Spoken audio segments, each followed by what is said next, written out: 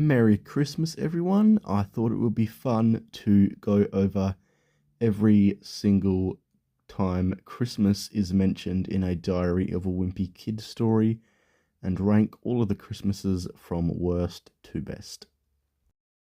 Coming in dead last is the Christmas that was mentioned in Book 3, The Last Straw.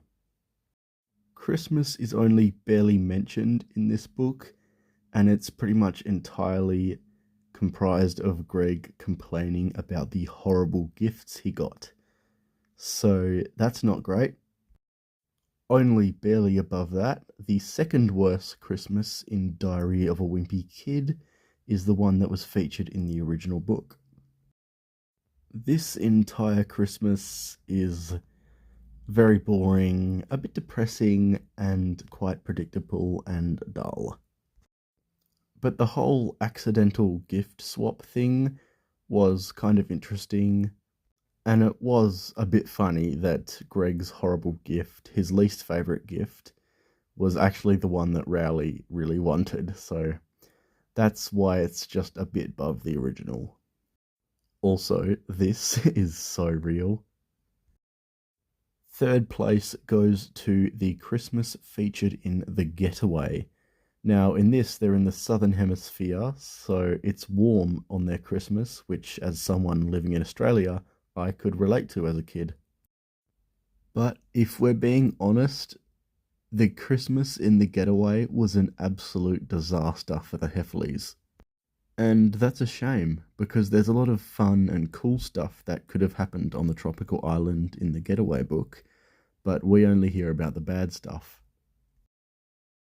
This Christmas was not very fun for Frank Heffley, and if we're being honest, the only reason it's this high is because I was actually on holiday by the beach when I first read this book at Christmas, so I was kind of relating to the characters, and so it's kind of just nostalgia for me. Second place goes to Cabin Fever. This ending is perfect.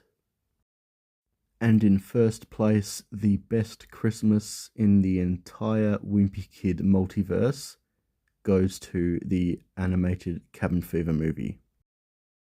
Not only is the whole film very Christmassy, but the actual Christmas narrative in this story creates the best content for Greg Heffley as a character.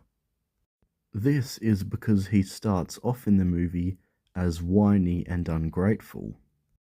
But then he meets this truck driving lady who doesn't have much money and who is a bit poor. And after that helps Greg to realise that Christmas is actually about family and giving, he donates his expensive gift, a video game console that he really wants. He gives it to the child of the truck driving lady because they can't afford it.